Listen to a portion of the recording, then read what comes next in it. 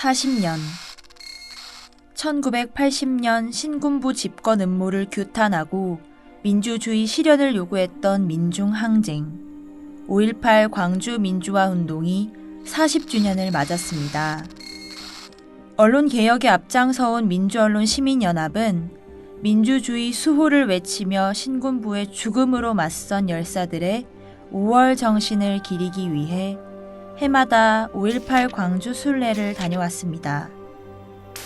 매년 찾는 광주 망월동 묘역.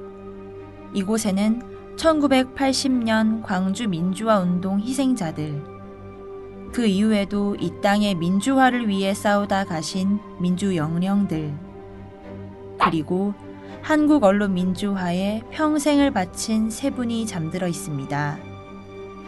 언론의 사표 청암 송건호 선생님, 언론인이자 행동하는 지식인 리영희 선생님, 민주언론시민연합의 전신 민주언론운동협의회 사무국장으로 보도지침 폭로를 주도한 김태홍 선생님, 코로나19 사태 장기화로 민주언론시민연합은 올해 직접 광주를 찾지 못하는 대신 회원 여러분들과 온라인으로 참배를 하고자 합니다.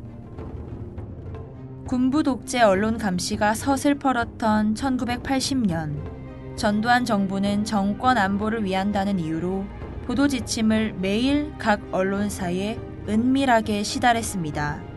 어떤 기사를 어떤 내용으로, 어느 면, 어느 위치에, 몇 단으로 싣고 제목도 어떤 표현을 사용할 수 있고 없는지 구체적으로 말이죠.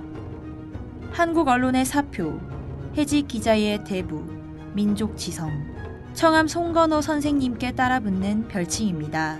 1975년 정권과 결탁해 언론 탄압에 나선 동아일보 사측에 맞서 편집국장직을 내려놓고 나온 뒤 재야 언론인으로 1984년 민주언론운동협의회 초대의장에 선출된 송건호 선생님은 월간 말지를 창간하셨죠.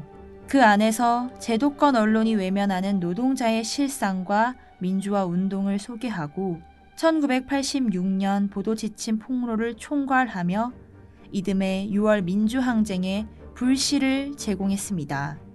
1988년 한겨레 신문을 창간하고 초대 사장에 이어 회장으로 재임하면서 편집권 독립과 남북한 문제에 대한 냉전적인 보도틀을 벗어나게 하는데 이바지하셨습니다. 언론인이자 지식인으로 허위와 우상에 맞서 싸운 리영희 선생님은 민언련의 든든한 동지였습니다.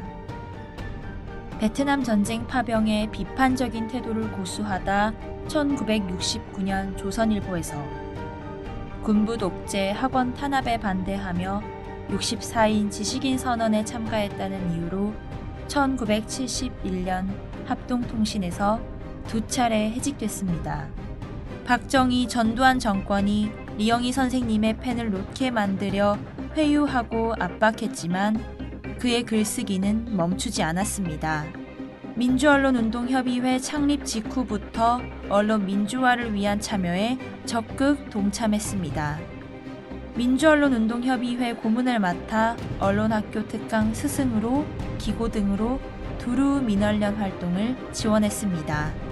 리영희 선생님은 평생 진실을 숨겨 국민의 눈과 귀를 가리려는 권력 집단과 맞서 오셨습니다.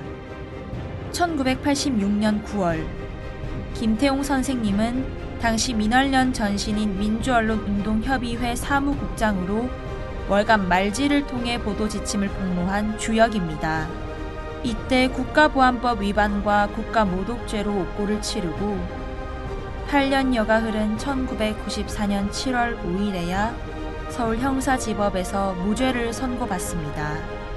이후 한겨레 신문 창간을 주도하고 정계에 진출했던 김태홍 선생님은 2011년 10월 18일 보도지침 폭로로 투옥됐을 당시 고문 후유증 영향으로 보이는 루게릭병으로 돌아가셨습니다.